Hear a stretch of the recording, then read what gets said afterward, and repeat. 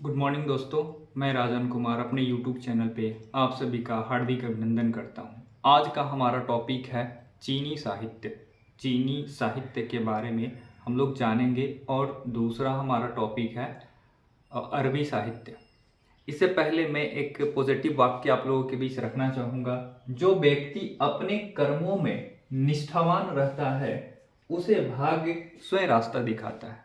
जो व्यक्ति अपने कर्म में निष्ठावान रहता है भाग्य स्वयं उसका रास्ता दिखाता है। ये श्री कृष्ण कहते हैं अपने उपदेश में कि जो व्यक्ति अपने काम यानी कि अपने किसी भी काम में निष्ठा रखता है, इट मीन्स कि अगर वो विद्यार्थी है और पूरे लगन मेहनत के साथ वो पढ़ाई करता है तो उसका मार्ग एक ना एक दिन वो खुद ही यानी कि उसका जो भाग्य है, जो उसने तय किया है, जो उसका एम्बिशन है, वो कहीं ना कहीं एक दिन दिख जाएगा और वो उसको पा सकता है।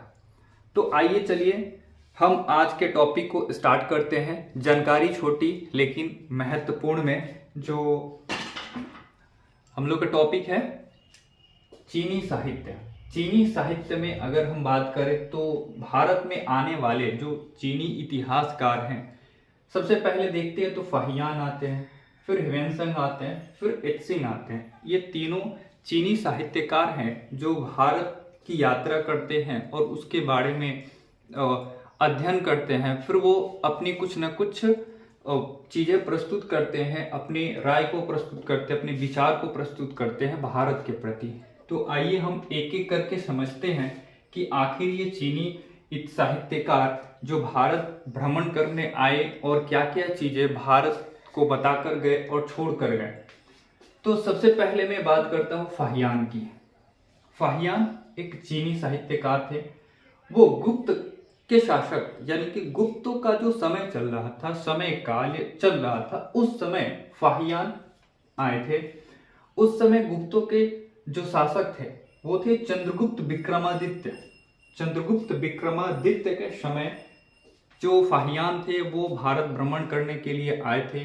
उन्हीं के शासनकाल के दौरान कुछ चीज़ों का अध्ययन किया और फिर चीज़ों को बताया। वो क्या बताते हैं? फाहियान बताते हैं कि भारत यानी कि गुप्तों के समय का भारत की जो कानूनी व्यवस्था थी वो क्या थी? अच्छी थी। यानी कि कानून व्यवस्था थी उस समय की बहुत अच्छी थी। लोग अपने बताते हैं फाहियान की जो लोग थे वो अपने घर का दरवाजा तक बंद नहीं करते थे और घर में आराम से सो सकते थे। यानी कि घर का सामान कहीं का कहीं पड़ा रहता था लेकिन किसी का डर भय नहीं होता था। उस समय के दौर को फाहियान बताते हैं। फिर क्या कहते हैं कि मृत्यु दंड नहीं दिया जाता था। मतलब कि जो गुप्तों के शासनकाल का दौर था उस समय वो बताते हैं कि मृत्यु दंड की कोई प्रावधान नहीं थी, चाहे वो निम्न कास्ट का हो चाहे वो उच्च कास्ट का हो। यानी कि अगर कैटेगरी वाइज में समझे तो कोई उच्च कास्ट का हो, निम्न कास्ट का हो, निम्न श्रेणी का हो, उच्च श्रेणी का हो, किसी भी गुनाह के लिए कोई मृत्यु दंड की प्रावधान गुप्त काल के समय में नहीं था। फिर वो बताते हैं कि कौड़ियों का प्रयोग गुप्त काल के समय में कौड़ियों का प्रयोग ज्यादा होता था। अब कौड़ियों क्या होती है? जैसे कि आप महाभारत में सुने होंगे शकुनी मामा जो थे उनका नाम का जिक्र आता है, जो कौड़ी खेल खेलकर अपने जो युधिष्ठिर थे, शायद मैं नाम उनका मिस कर रहा हूँ, शायद वो युधिष्ठिर ही थे, आप लोग देख लीजिएगा। उनके बारे में बताते थे कि हाँ तुम इस चीज को कर सकते हो। कौड़ियों को फेंक कर बताते थे कि तुम्हारे लिए ये समय क्या है, बढ़िया है, उचित है और तुम अभी कुछ अच्छा चीज कर सकते हो। तो उस समय का जो दौर था वो कौड़ियों का था। ये कौन बताते हैं? तो चीनी साहित्यकार फाहियान बताते हैं। फिर कुछ आलोचनाएं भी करते हैं। यानी कि भारत के जो गुप्त काल का समय था उस समय को जो चीनी यात्री फाहियान है कुछ आलोचनाएं भी करते हैं। अब आलोचनाएं में क्या करते हैं कि भारत में मदिरालय और बुजर खाना नहीं थे। यानी कि मदिरालय जिसको हम लोग आज शराब खाना बोलते हैं, तो उस समय ये सारी चीजें यानी कि गुप्तों के दौर में ये सारी चीजें नहीं थी। ठीक है। और फिर क्या कह रहे हैं कि बुचड़ खाने जो शब्द होते हैं उसका मतलब होता है जहां पर मीट, मछली, मांस वगैरह जहाँ पर बिकता है, यानी कि जहाँ पर पशुओं को बलि काटा जाता है, फिर मांस बेचा जाता है। इट मीन्स कि आज कह लें कि जो चिकन मटन वगैरह चीज़ होता है, उस चीज़ के जो मार्केट होता था, जहाँ पे ये सारी चीज़ें बिकती थी, लोग वहाँ से परचेज करके खरीद कर अपने घर पे ले जाकर बनाकर खाते थे, तो वो सारी चीज़ें उस दौर में नहीं थी, ये फहियान बताते हैं। फिर आगे की बात करें तो कहते हैं कि जो गुप्तों का समय था, उस समय क्या था कि लोग लहसुन प्याज का सेवन नहीं करते थे, यानी कि जो लहसुन और प्याज था, लोग उसका सेवन यानी वो खाते नहीं थे कि लहसुन और प्याज, यानी कि वो पूर्ण रूप से शाकाहारी थे, पूर्ण रूप से इसका उपयोग नहीं करते थे। तो कहीं ना कहीं इसे जो भारत की आलोचनाएं हैं, ये फहियान के द्वारा ये सारी चीजें बताई जाती है। तो ये चीजें जो है वो बताई जाती है फहियान के द्वारा। फिर अगला जो बढ़ते हैं वो चीनी साहित्यकार है। चीनी साहित्यकार आते हैं ह्वेनसंग। अब ह्वेनसंग के बारे में समझते हैं। ये किस दौर में आए थे? तो जब हर्षवर्धन का समय चल रहा था, जब हर्षवर्धन का शासन काल चल रहा था, यानी कि वर्धन वंश का जब समय चल रहा था, उस समय वर्धन वंश की बात करें तो जो हर्षवर्धन थे, उनके पुत्र थे, छोटे पुत्र थे, और फिर जो वर्धन वंश थे, उनके 2 बच्चे थे, जिनमें सबसे 2 बच्चे थे, एक लड़की थी, और बच्चा में सबसे छोटा जो थे वो हर्षवर्धन ही थे। तो उस दौर में आए थे ह्वेनसंग, और क्या किए थे कि नालंदा में अध्ययन किए थे। नालंदा विश्वविद्यालय जो था उस समय वो अध्ययन के लिए आए थे। चूंकि नालंदा उस समय का सबसे प्रसिद्ध विश्वविद्यालय था, सबसे ज्यादा प्रसिद्ध विश्वविद्यालय था, तो इसी वजह से वो नालंदा में आते हैं। और मैं नालंदा की बात करूं तो ह्वेनसंग ही बताते हैं कि नालंदा की ऐसा एक विश्वविद्यालय था जिसमें प्रवेश के लिए, यानी कि जो परीक्षाएं होती थी, वो उसी समय, यानी कि जैसे ही आप नालंदा विश्वविद्यालय में एंट्री करते हैं तो एंट्री गेट पर ही एक महानुभाव बैठे रहते थे, और वो फिर क्या करते थे, आपके नॉलेज को चेक करते थे कि क्या आप इस विश्वविद्यालय में पढ़ने योग्य है, आपकी एलिजिबिलिटी उतनी है कि आप यहाँ पे पढ़ सकते हैं, जानकारी प्राप्त कर सकते हैं।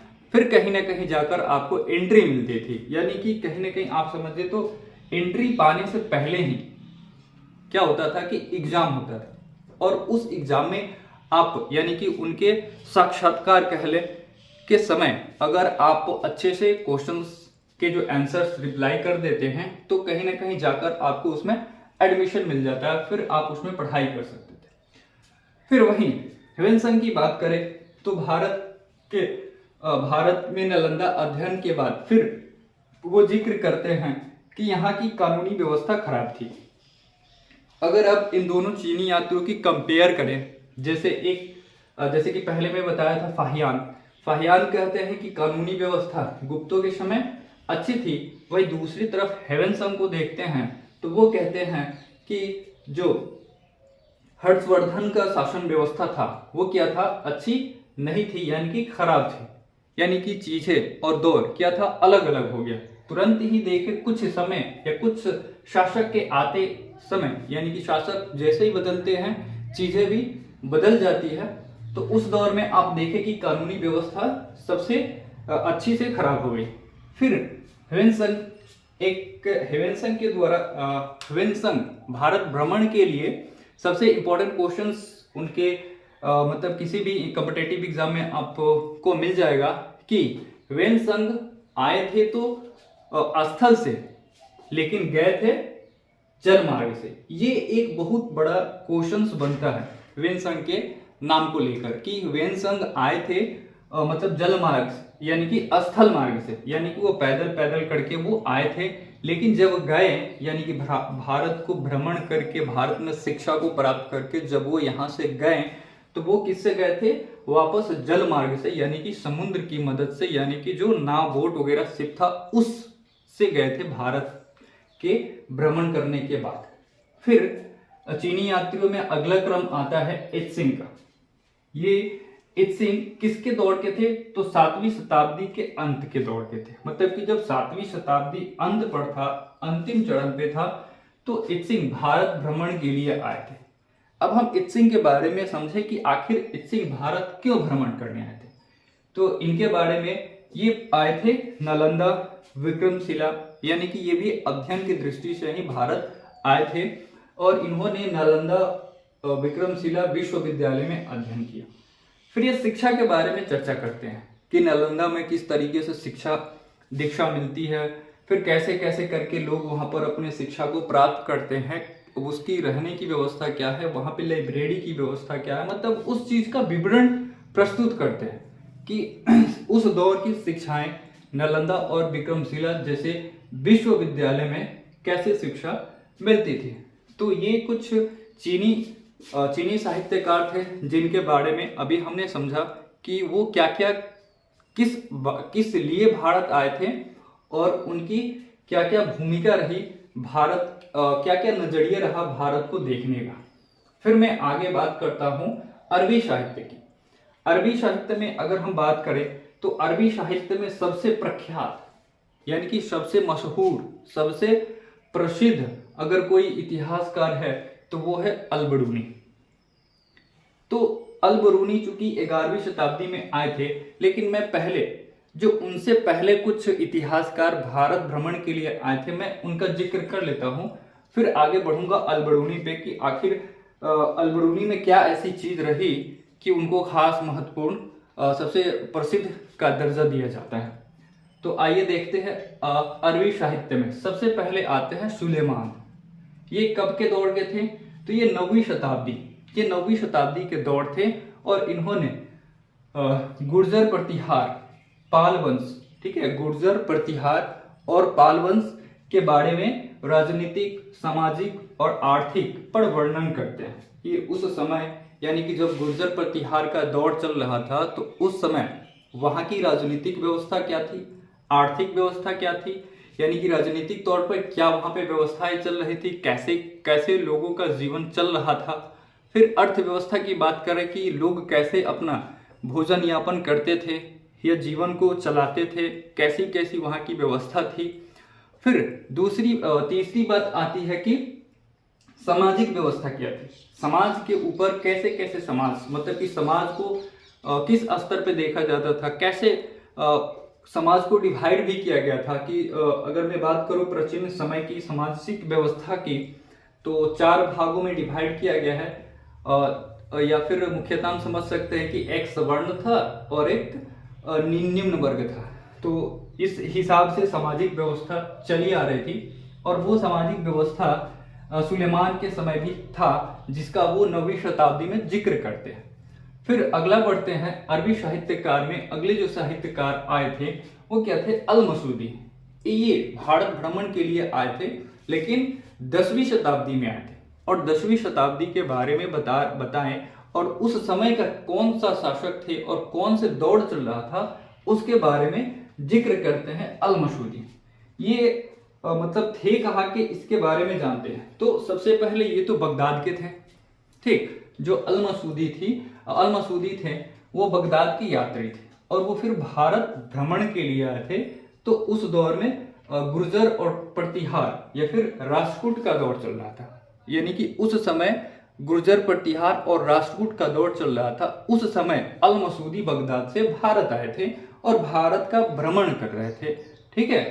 फिर इन्होंने भी भारत के भ्रमण के दौरान जो गुर्जर प्रतिहार या फिर राष्ट्रकूट वंश है उनके सामाजिक, राजनीतिक और फिर आर्थिक व्यवस्था के बारे में जिक्र करते हैं और ये फिर बताते हैं कि उस समय समाज की कैसी व्यवस्था थी, उस समय में आर्थिक व्यवस्था यानी कि अर्थव्यवस्था का क्या प्रक्रिया था, उस दौर में लोगों की राजनीतिक व्यवस्था क्या थी, राजनीतिक व्यवस्थाएं कैसी चलती थी, मतलब कि राजतंत्र व्यवस्था थी या गणतंत्र व्यवस्था थी उस समय के दौर को ये भी अल-मसूदी बताते हैं अरबी साहित्यकार 10वीं शताब्दी के बारे में।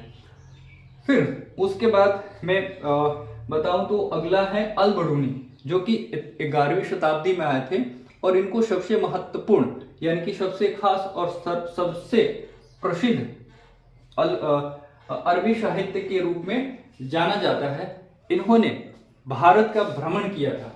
उस समय भारत में जो दौर चल रहा था वो मोहम्मद गजनवी के समय, यानी कि मोहम्मद गजनवी के साथ वो भारत भ्रमण पे आए थे और भारत भ्रमण को देखते हैं और फिर उस चीज का जिक्र करते हैं। फिर इनकी एक पुस्तक आई थी तहकीके हिंद, जिसमें वो बताते हैं ज्ञान के बारे में, विज्ञान के बारे में और आध्यात्मिक प्रगति के बारे में चर्चा करते हैं।